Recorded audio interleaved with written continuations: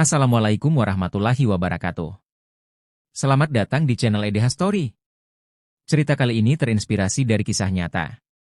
Namun, untuk menjaga privasi semua pihak, nama tempat dan karakter telah kami ubah.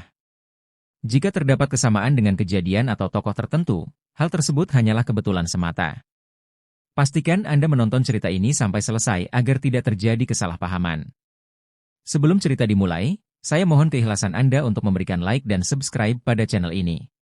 Semoga Anda selalu diberi kesehatan, kebahagiaan, dan kelancaran rezeki. Mari kita mulai kisahnya. Malam itu, panggung debat megah berdiri di tengah aula yang penuh sesak.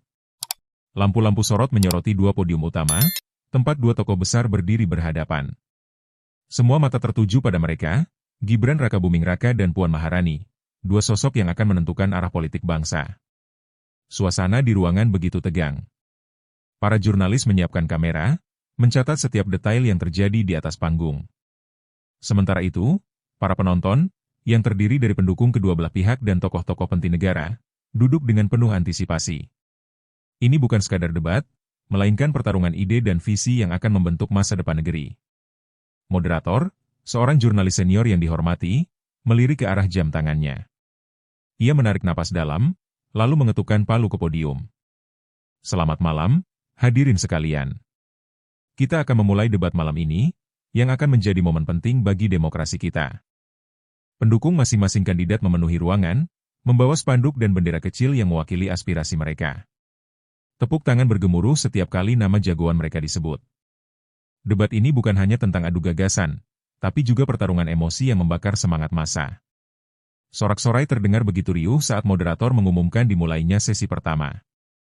Meski sudah diingatkan untuk menjaga ketertiban, suasana tetap panas.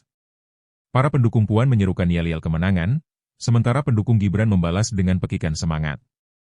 Di atas panggung, Puan dan Gibran berdiri tegap. Wajah mereka menyiratkan keteguhan. Sorotan lampu menerangi wajah mereka yang penuh konsentrasi. Tidak ada lagi jalan mundur. Setiap kata yang diucapkan malam ini akan menjadi sorotan publik dan menentukan arah perjuangan mereka. Puan membuka debat dengan nada tegas. Saudara Gibran, saya menghormati Anda sebagai seorang pemimpin muda. Namun, saya ingin menyoroti satu hal, pengalaman dan kedewasaan politik. Suaranya menggelegar, menciptakan keheningan sejenak di ruangan. Ia melanjutkan dengan tajam, negara ini membutuhkan pemimpin yang matang, yang telah mengalami asam garam dunia politik. Bagaimana masyarakat bisa percaya kepada seseorang yang rekam jejaknya masih seumur jagung? Bagaimana dengan proses pencalonan yang kontroversial? Apakah ini bentuk demokrasi yang kita cita-citakan? Pendukung Puan bersorak mendengar kritiknya, sementara wajah Gibran tetap tenang. Kamera-kamera merekam setiap ekspresi mereka, menangkap ketegangan yang terasa begitu nyata. Gibran mendengarkan dengan sabar tanpa menyela. Tatapannya tetap fokus pada Puan, sesekali mengangguk kecil. Ia tahu bahwa setiap debat bukan hanya soal menyerang, tetapi juga soal menunjukkan kebijaksanaan. Ia menarik napas dalam, menunggu momentum yang tepat. Tidak sedikit orang yang menatapnya dengan ragu, banyak yang mempertanyakan apakah ia siap menghadapi tekanan sebesar ini. Tapi ia tahu, satu kata yang salah bisa menjadi bumerang bagi dirinya sendiri. Di barisan pendukungnya, beberapa orang mulai gelisah, menunggu respons darinya. Namun, Gibran tetap diam, membiarkan ketegangan di ruangan menggantung lebih lama. Ia tidak ingin terburu-buru. Ia tahu, dalam debat, kesabaran bisa menjadi senjata yang paling tajam. Akhirnya, Gibran berbicara. Suaranya tenang, tapi penuh keyakinan. Saya menghormati kritik Ibu, tapi kepemimpinan bukan soal usia atau garis keturunan. Ini tentang tanggung jawab dan kerja nyata. Ruangan mendadak hening. Kata-katanya begitu sederhana, tapi menyentuh inti dari perdebatan. Ia melanjutkan, saya tidak akan berdiri di sini jika saya tidak siap. Saya tahu apa yang dipertaruhkan, dan saya tahu bahwa kepercayaan rakyat tidak bisa didapat hanya dengan nama besar. Kepercayaan rakyat harus diperjuangkan dengan bukti. Sorak-sorai dari pendukungnya mulai terdengar, kali ini lebih lantang dari sebelumnya. Bahkan beberapa orang di barisan netral tampak mengangguk setuju. Puan tetap tersenyum, tapi jelas bahwa jawaban itu telah mengubah suasana. Malam itu, panggung debat bukan hanya menjadi tempat adu argumentasi, tetapi juga arena di mana pemimpin sejati diuji. Ekspresi Puan sedikit berubah. Ia tidak menyangka Gibran memilih jalur ini, bukan menyerang balik, melainkan menunjukkan keteguhan dengan cara yang sederhana namun efektif.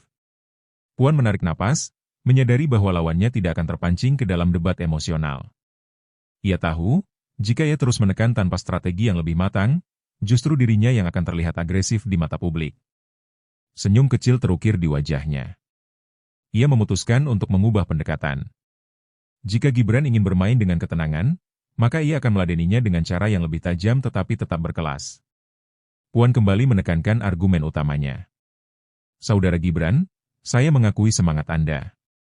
Namun, saya ingin mengingatkan bahwa kepemimpinan bukan sekadar tekad atau kerja keras. Jabatan ini bukan simbol, bukan warisan keluarga, melainkan amanah yang harus ditempa dengan pengalaman panjang. Ia melanjutkan dengan nada tegas, negara ini tidak bisa dipimpin hanya dengan niat baik. Kita butuh seseorang yang telah menghadapi berbagai situasi sulit, yang telah mengambil keputusan besar dalam tekanan. Pengalaman bukan sekadar angka usia, melainkan ujian waktu yang membuktikan kesiapan seseorang. Sorak-sorai dari pendukungnya kembali bergema. Puan tampak percaya diri dengan serangannya kali ini. Ia berharap Gibran akan tersudut dan akhirnya mengakui bahwa ia belum cukup matang untuk memegang tanggung jawab sebesar ini. Namun, Gibran tetap tenang. Ia menatap Puan sejenak sebelum berbicara, memilih kata-katanya dengan hati-hati. Saya tidak menyangkal pentingnya pengalaman, Ibu Puan. Tapi saya ingin bertanya, apakah usia selalu menjamin kepemimpinan yang lebih baik? Apakah pengalaman panjang selalu menghasilkan keputusan yang lebih bijak? Ruangan kembali hening. Beberapa orang di antara hadirin tampak berpikir, merenungkan pertanyaan itu. Gibran melanjutkan, bukankah banyak pemimpin di masa lalu yang berpengalaman, tetapi tetap melakukan kesalahan besar? Sebaliknya, bukankah banyak pemimpin muda yang membawa terobosan dan perubahan nyata? Pernyataannya bukan serangan langsung, tetapi cukup tajam untuk membalikan situasi. Kini, ia menggeser fokus dari dirinya kepada esensi kepemimpinan itu sendiri. Ia tidak membantah bahwa ia muda, tetapi ia mempertanyakan apakah itu benar-benar kelemahan. Gibran melanjutkan dengan penuh keyakinan, sejarah telah menunjukkan bahwa usia bukan satu-satunya ukuran kepemimpinan. Lihatlah para pemimpin muda yang membawa perubahan besar dalam sejarah dunia. Banyak dari mereka memimpin dengan gagasan segar, energi baru, dan keberanian mengambil keputusan yang berbeda. Ia menyebut beberapa contoh pemimpin muda yang sukses membawa negaranya ke arah yang lebih baik. Dulu, orang meragukan mereka, seperti saya diragukan sekarang. Tapi mereka membuktikan bahwa kepemimpinan bukan hanya soal berapa lama seseorang duduk di kursi kekuasaan, melainkan seberapa besar dampak yang bisa mereka berikan. Sebagian hadirin mulai mengangguk, terpengaruh oleh argumen Gibran. Bahkan beberapa di kubu netral tampak mempertimbangkan ulang pandangan mereka. Puan tetap tersenyum, tetapi matanya menunjukkan bahwa ia tidak bisa mengabaikan perubahan suasana ini. Puan tidak ingin kehilangan kendali atas jalannya debat. Ia memutuskan untuk kembali ke isu paling kontroversial, legitimasi pencalonan Gibran. Saudara Gibran, ujarnya dengan nada lebih pelan, tetapi tetap menusuk, Anda berbicara tentang kepemimpinan yang membawa perubahan. Namun, bagaimana dengan cara Anda mendapatkan posisi ini? Bukankah banyak pihak mempertanyakan proses pencalonan Anda yang dianggap tidak etis? Beberapa pendukungnya kembali bersorak, mendukung pertanyaan ini. Isu ini memang menjadi salah satu senjata utama Puan dalam debat. Ia tahu, jika Gibran goyah di sini, maka semua argumennya sebelumnya bisa runtuh. Namun, Gibran tidak gentar. Ia menatap Puan langsung dan menjawab dengan tegas, jika Anda mempertanyakan legitimasi saya, Anda juga mempertanyakan suara jutaan rakyat yang telah memilih dan mendukung saya. Saya tidak akan berdiri di sini jika saya tidak mendapatkan kepercayaan mereka. Kata-katanya menggema di seluruh ruangan. Moderator menatap keduanya, menyadari bahwa debat ini telah mencapai titik puncaknya. Suasana semakin tegang. Siapakah yang akan keluar sebagai pemenang dalam pertarungan ini? Sebagian penonton mulai ragu dengan kritik Puan. Isu legitimasi memang sensitif, tetapi menyerangnya secara langsung bisa memiliki dampak sebaliknya. Jika Gibran berada di panggung ini karena dukungan rakyat, apakah mempertanyakan posisinya sama saja dengan meremehkan suara rakyat? Beberapa orang di antara hadirin mulai berbisik, saling menukar pandangan. Beberapa pendukung Puan tetap bersikeras bahwa mereka harus menyoroti proses pencalonan Gibran, tetapi di sisi lain, suara netral tampaknya mulai mempertimbangkan sudut pandang Gibran. Melihat perubahan atmosfer, Gibran tetap berdiri tegap. Ia tidak ingin terlalu lama bertahan di isu ini, tetapi ia juga tidak akan mundur. Ia menunggu momen yang tepat untuk mempertegas posisinya, memastikan bahwa publik memahami bahwa keberadaannya di panggung ini bukan sekadar kebetulan. Gibran mengangkat dagunya sedikit, menatap lurus ke arah audiens sebelum berbicara lagi. Saya tidak butuh persetujuan pribadi dari siapapun untuk bekerja bagi negeri ini. Saya hanya butuh tekad dan kerja nyata. Suaranya stabil, tanpa sedikit pun tanda keraguan. Ia tahu bahwa dalam politik, persepsi adalah segalanya. Jika ia tampak ragu, itu bisa dimanfaatkan oleh lawan. Tetapi jika ia berdiri teguh dengan keyakinannya, maka publik akan melihatnya sebagai pemimpin yang siap. Tugas saya bukan untuk terus menjelaskan mengapa saya ada di sini, lanjutnya, tapi untuk membuktikan bahwa saya bisa bekerja. Biarlah sejarah dan rakyat yang menilai apakah saya pantas atau tidak. Sebagian audiens bertepuk tangan mendengar jawaban itu, sementara Puan tetap diam sejenak, tanpa mempertimbangkan langkah selanjutnya. Puan mulai berpikir keras. Jika ia terus menekan isu legitimasi, ia berisiko terlihat meremehkan demokrasi dan suara rakyat.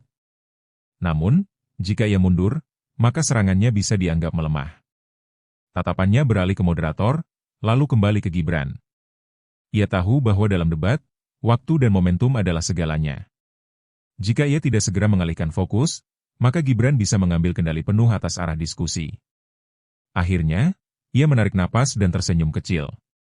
Baiklah, Saudara Gibran, katanya, suaranya lebih lembut namun tetap tegas.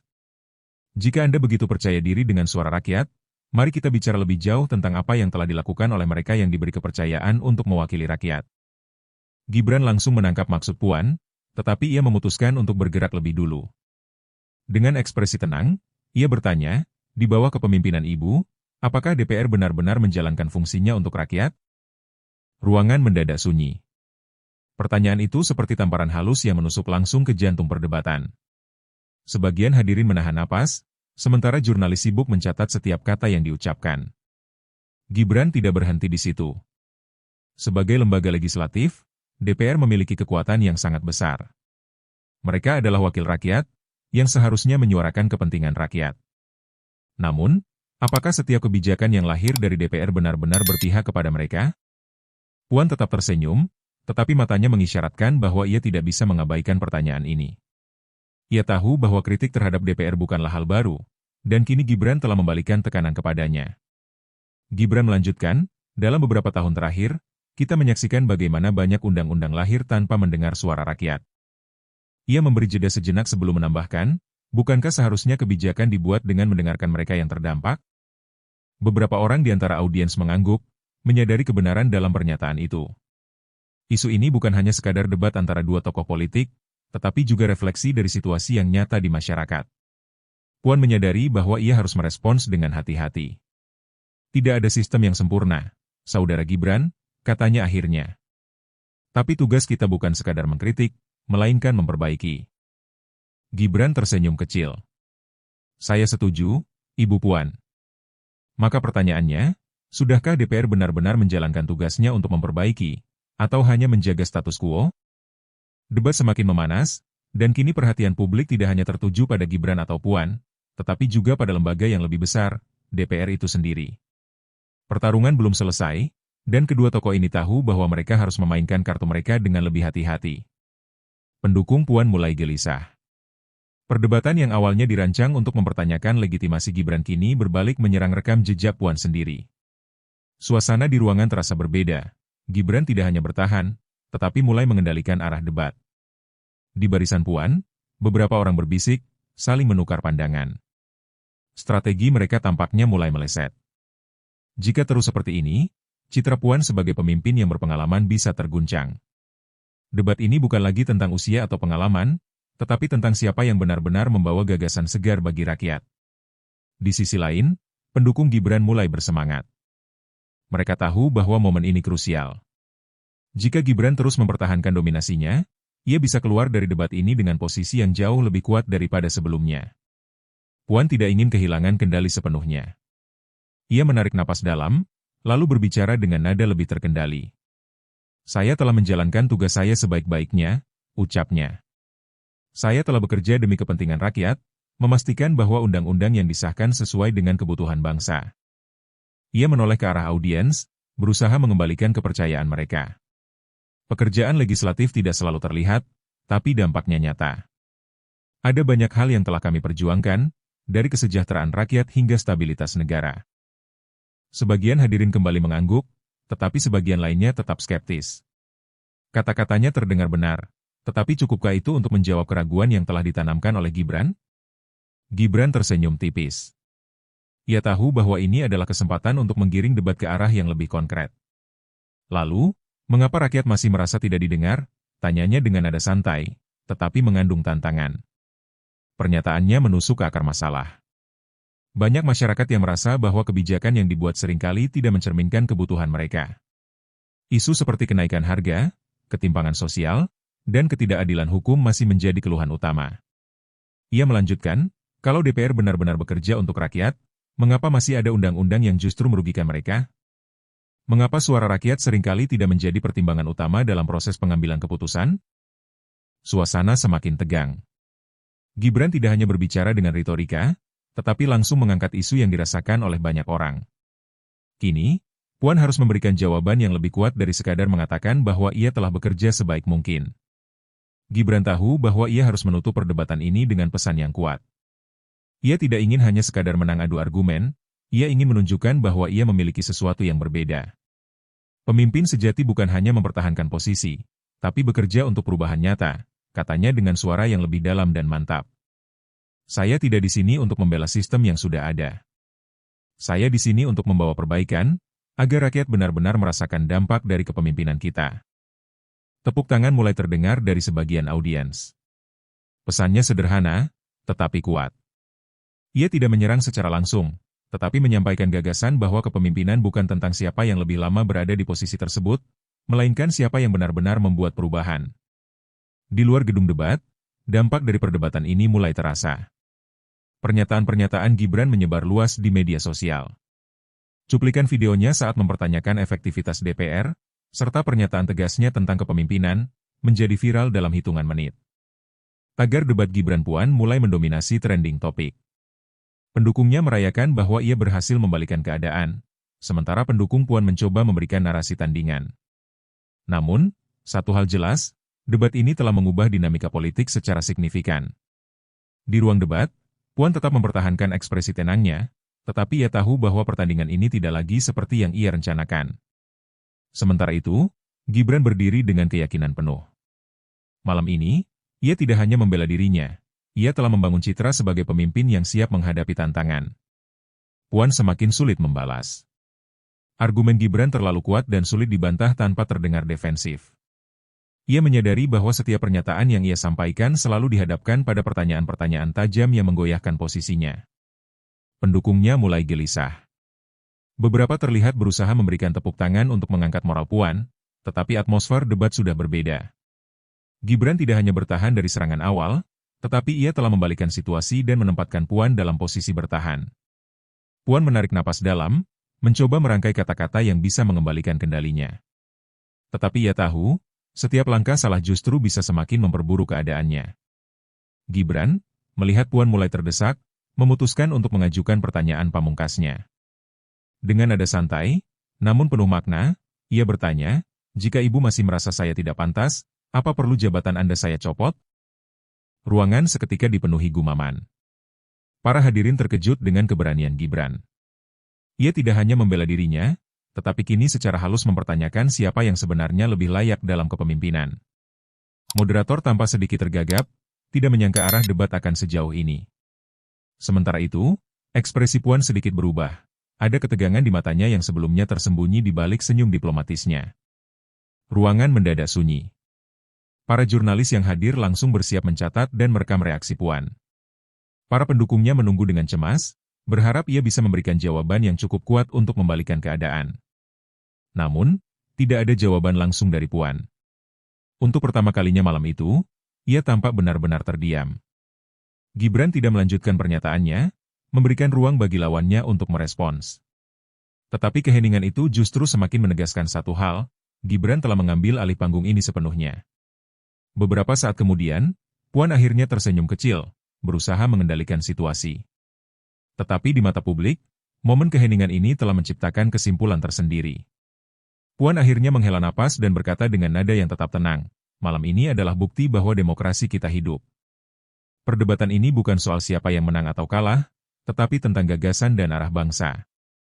Ia mencoba tersenyum, tetapi ia tahu malam ini bukan miliknya. Dalam politik, persepsi adalah segalanya, dan publik telah melihat bagaimana perdebatan ini berjalan. Moderator mengetukkan palunya, menandai akhir dari debat. Sesi ini telah selesai, tetapi dampaknya akan terus bergema di luar ruangan ini.